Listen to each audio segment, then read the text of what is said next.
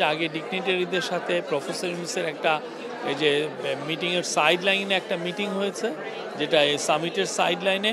ওইখানে উনি কাতারি যারা ডেভেলপমেন্ট, যারা সিনিয়র অফিসিয়াল আছেন, মিনিস্টার আছেন, কাতারের টপ ডিগনিটারি যারা আছেন তাদের সাথে কথা হয়েছে, এবং বিদেশের থেকে অনেকে আসছেন, অনেকে মিনিস্টার আসছেন, যারা ডিগনিটারি এখানে আসেন তাদের সাথে ওনার একটা প্রথম দিকে একটা মিটিং হয়ে গেছে, যেটা ছবি আপনারা দেখেছেন যে আমরা শেয়ার করেছি। তারপরে 9টার পরে যেটা হয়েছে যে সামিটটা শুরু হয়েছে। সামিটে খুব ওপেনিং সেশনেই প্রফেসর ইউনূসের একটা বড় বক্তৃতা ছিল।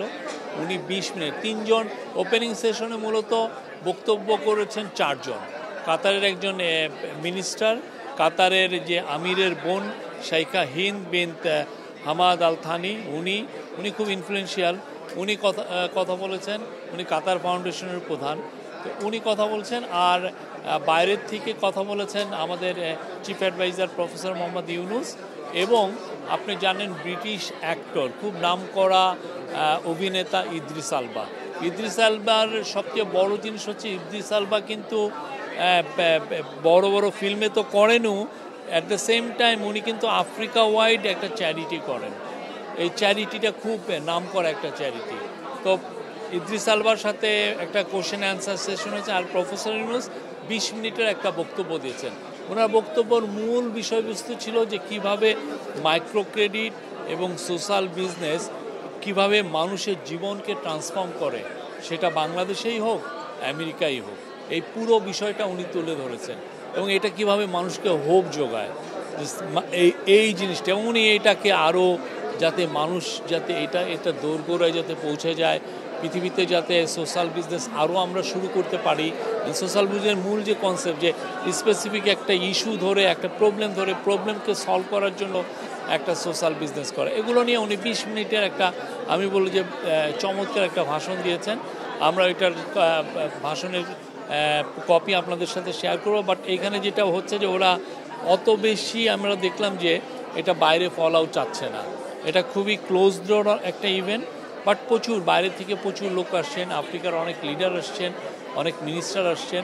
এই আর এখন উনি জাস্ট ওপেনিং সেরিমনি শেষে উনি এখন ওনার সাথে উনি কল অন করছেন হচ্ছে কাতারের যে কুইন, হ্যাঁ, কুইনের কাতারের যে কিং শেখ তামিম আল হামাদ আল থানি, তার মা শেখ মৌজা, আপনি জানেন শাইখা মৌজার সাথে, এবং শাইখা মৌজার মেয়ে শাইখা হিন্দ, যিনি এইটা আর্টনা সামিটের মূল উদ্যোক্তা, ইনাদের সাথে একটা মিটিং হচ্ছে। এই মিটিংটার বাংলাদেশ এবং কাতারের মধ্যে সম্পর্ক আরও সুদৃঢ় করার জন্য এই মিটিংটা খুবই বড় একটা ভূমিকা পালন করবে। শাইখা মৌজা আপনি জানেন কি না, পুরো আরব ওয়ার্ল্ডে উনার চেয়ে পাওয়ারফুল ওমেন আর নাই। উনি খুবই পাওয়ারফুল ওমেন। উনি একক নেতৃত্বে এই কালচারে কাতারে বা পুরো আরব ওয়ার্ল্ডে যেই ধরনের কালচারাল এস্টাবলিশমেন্ট করেছেন, এটা অতুলনীয়। কাতারে যে দেখবেন যে ইসলামকে নিয়ে যে একটা বড় তারা মিউজিয়াম করেছে, তারপরে কাতারে আপনি দেখবেন যে বড় বড় আমেরিকান বড় বড় ইউনিভার্সিটির শাখাগুলো এসে কাতারে সেট আপ হয়েছে। এটার মূল উদ্যোক্তাদের মধ্যে হচ্ছেন শাইখা মৌজা। খুবই এনলাইটেন একজন মানুষ। পুরো আরব ওয়ার্ল্ড তাকে রিভিয়ার করে, খুব তাকে সম্মান করেন।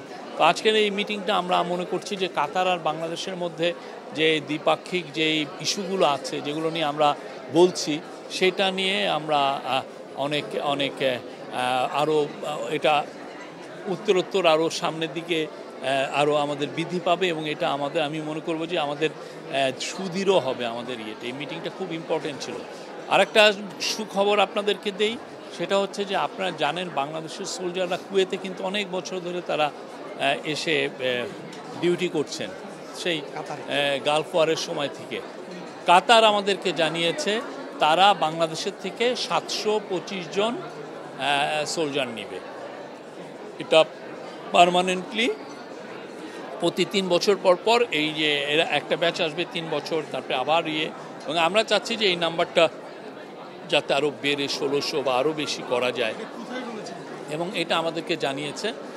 আমাদেরকে আমাদের যে মিলিটারি সেক্রেটারি উনি বললেন, মিলিটারি সেক্রেটারি SSF এর যিনি প্রধান এখানে, এনারা দুইজন আমাকে সকালে জানলেন। এটা আমাদের জন্য খুবই, কেননা এখানে যে স্যালারিটা একজন সোলজারের স্টার্টিং স্যালারি 2.5-3 লাখের মতো। এটা 2 মাসের মধ্যে আমরা পাঠাতে পারবো আমরা আশা করছি। এবং সামনে আমরা আরও তো অনেকগুলো ইস্যু আছে। কাতারে আমরা আরও বেশি শ্রমিক পাঠাতে চাই। তার কাতারের সাথে আমাদের আজকে আরেকটা বড় মিটিং হচ্ছে, কাতারের এনার্জি মিনিস্টারের সাথে আমাদের একটা বড় মিটিং হবে। সেখানে চিফ অ্যাডভাইজার নেতৃত্ব দেবেন। সেখানে আমাদের যে energy adviser doctor Fouzul Kabir Khan উনি থাকবেন, আমাদের এনার্জি সেক্রেটারি আছেন। কাতার হচ্ছে পৃথিবীতে LNGর জন্য নাম্বার 1 কান্ট্রি। তো কাতারের থেকে আমরা যাতে LNGতে, কাতারের সাথে আমাদের অলরেডি একটা এগ্রিমেন্ট আছে, এটা লং টার্ম এগ্রিমেন্ট, কিন্তু আমরা চাচ্ছি আরও অনেক বেশি LNG আনতে।